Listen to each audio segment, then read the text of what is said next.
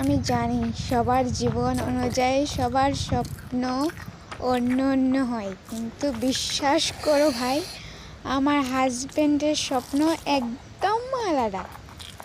এবার এটাই তো ভাবছো আমি এই কথাটা কেন বলছি।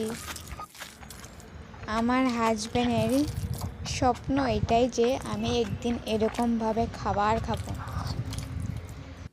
আর সেই স্বপ্নের মাঝে কাঁটা হয়ে দাঁড়িয়েছি আমি ওর স্ত্রী। কারণ আমাকে যতই বলে আমি ওর কথা শুনি না।